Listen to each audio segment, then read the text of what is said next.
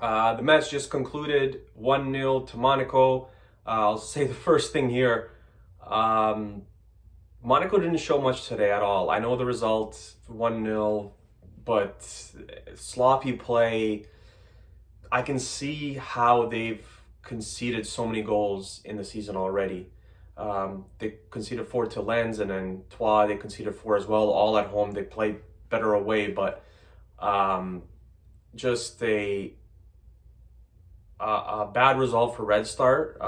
Monaco should be over the moon that they got the 3 points. I don't think that they played well at all. I think Red Star was better, not a lot better, but better. And they deserved at least, in my opinion, a point at least. But that wasn't to be. So I always start from the starting lineups. One, I want to say surprise, but I don't even think it's even surprising anymore. Srnic starting as a defensive mid next to Sonogo. Kanga was pushed up, attacking mid, and then Bukhari and Katai on the wings. In my starting lineup, I had Sonogo and Kanga as the defensive mids, and then Kangwa playing up the pitch. No Mirko Ivanic today due to injury. Like I said, I wouldn't have risked it anyways. I don't want him re-injuring it, the same injury or the same leg, second or third time, and then he's going to be out for a month and a half to two. That's not something I want to see going forward. With a lot of matches coming up now with the domestic league, I think domestic cup soon as well, Europa League. I think that there's an international break now, but you still want to have your players in performing at the highest of levels, and you really have to rotate the squad. And if guys are injured, you're gonna have to probably sit them out a little bit because the games are gonna come in fast. Noi Pazar on the weekend, first against second, so we'll see how that goes. Ninth minute, Red Star had their first chance. Kate played it to Rodic. Rodic crosses it from the left side. Pešić gets just kind of grazes the ball with his head. If it was on net, I don't think that Nubel is stopping the ball.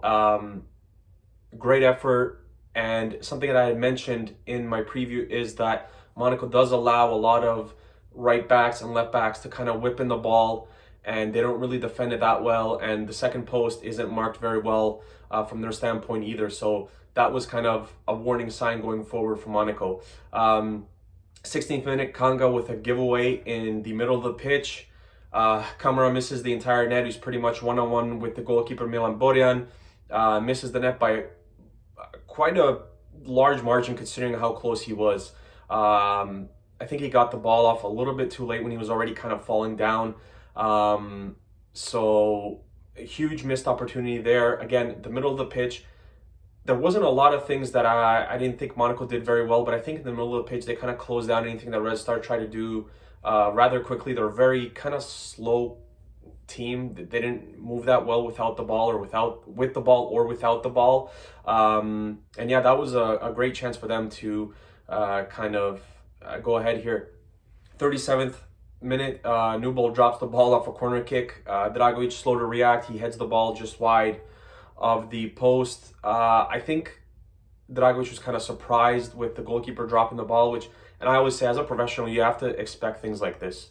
Like goalkeeper going out to get the ball is never a sure thing. Sure, 8.5 out of 9 times he's going to collect it, but there's that one time where he's going to drop it and you have to be ready.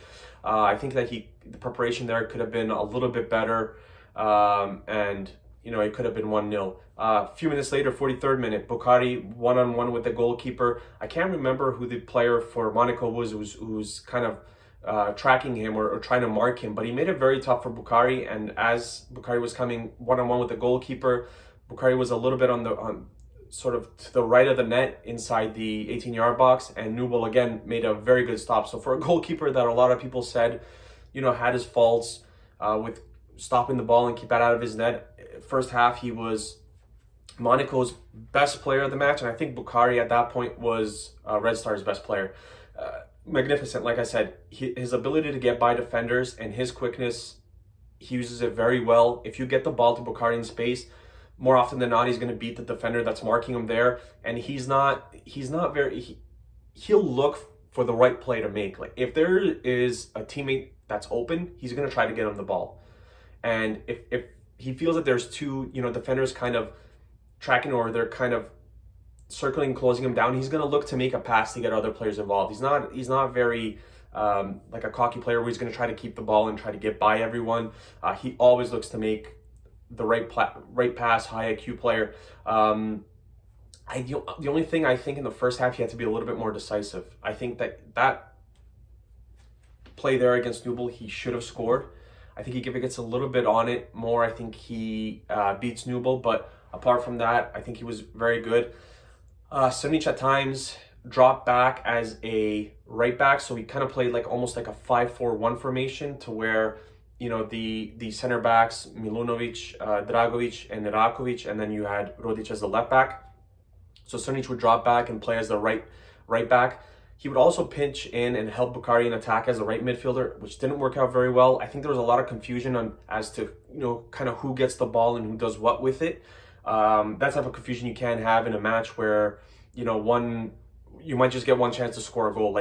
Stuff like that can happen. You always have to know who the primary guy is with the ball. And at this point, it should have been Bukhari, because I thought he was very good. Now, if Srnic wanted to come in and make a difference as a runner, to kind of go in open space and have a Monaco player drop back and defend him, and then Bukhari can do something with the ball and get others involved, that would have been fine. But I think going forward, I think he tried to do a little too much, and he just kind of got in the way of Bukhari, and that kind of happened throughout the second half as well. 56th minute, Kanga, crossbar from distance, again, from 20-25 yards out. It was given as a corner kick, but I don't believe that Nubel had touched the ball at all. So fortunate to get the corner kick, but an absolutely thunderous shot again from 20-25 yards out, something that we've seen from him from time to time. 5 minutes after that, 61st minute, Katai, short corner, free kick from the left side. Kind of a genius move that he tried to beat Nubel on his post, and he just kept it out, so the ball was just on the line. Again, Nubel stopped a lot of these balls, but there was a lot of rebounds that if Red Star players reacted better, there could have been 2 or 3 goals in this match for Red Star. Just the reaction wasn't there, and I think that's something that you had to be aware of, and I think that's something that the club or the players who were out there should have been told before the match. Like, listen, he lets a lot of rebounds go, so be prepared off corner kicks, free kicks, any type of set piece, throw-ins, to kind of react. Even if he gets the ball, just kind of be prepared that if he does drop the ball, that you're kind of in the vicinity there to where you can kind of slot it in. 73rd minute, penalty for Monaco out of nowhere. Whipped in ball from the right side. Ball gets on the far post. Srnic steps on Golovin, and it's a penalty. And Srnic's third big penalty conceded in the last 4 European matches, or I think 4 or 5 that he's played. So 3 in the last, I think 5 that he's played. So Rangers first leg away at Ibrox, a stupid penalty, which I thought to this day I still think is soft. The second one was against Maccabi Haifa, where he's going up with, heading the ball with his hand up here, like, Maradona with the hand of God rest his soul. And then the third here, where he just kind of steps on Golovin and fouls him, and it's a penalty. It's soft, but it's a penalty. Like, you can't do that type of stuff. And it's just those moments where a player, I think, kind of shuts down and doesn't think anything's going to happen. Even if Golovin does get the ball, he's not going to do much with it in a position where he can't shoot. He would have to it would almost be impossible to get a shot off on net. And if he were to pass, he would have to stop the ball, turn, and then look for a player. So he wasn't going to do anything with it in that position, but he fouls him. Embolo scores the goal, and Srnic is pretty much on tears on the pitch. Milivojevic gets him off, which is the right thing to do. I just don't think that he's, in these moments, you can groom Nikola Stankovic if you already want a player of Srnic's like stature or build to kind of do the things that Srnic does. You can do that with Nikola Stankovic. We let Petar Stanic go on loan, and we have no defensive midfielders apart from Sekou Sonogo. So this whole entire process hasn't been thought out very well by the upper management. And I think it was very poorly done, not getting another defensive midfielder in and not getting a right back to where Irakovic has to play now. And he's been really good, but it's not his position. He's much better as a center back.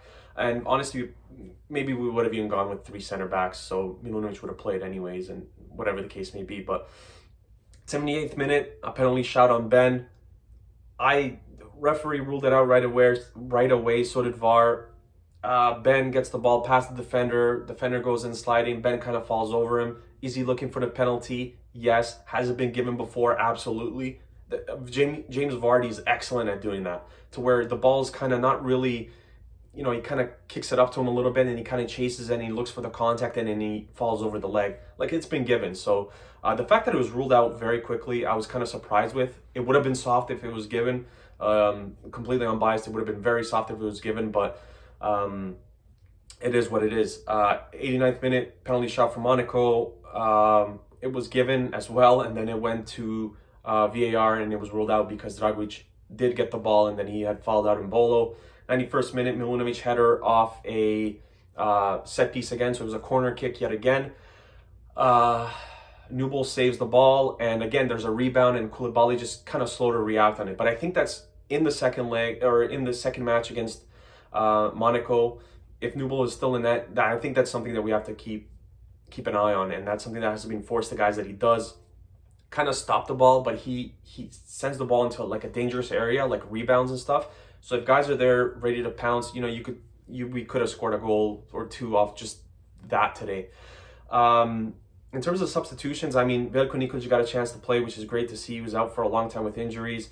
Apart from that, Sonogo came off just because we needed more attacking prowess. Kangwa didn't feature at all, which I thought was very interesting. I thought that maybe Sonogo would go off for Kangwa.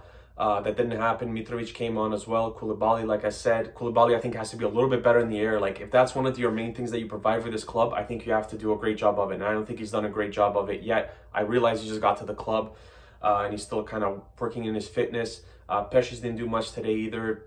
I think he has a broken toe, not looking for excuses, but he just doesn't look like himself. So I think this is something that that we're really going to have to monitor. And we were left with two strikers going to this into this season, or since the transfer window closed, and Koulibaly's not really ready to play yet, and Pescic is injured. So it's going to be interesting to see how that goes moving forward. But yeah, an unfortunate result. I think that we deserved at least a point from this match.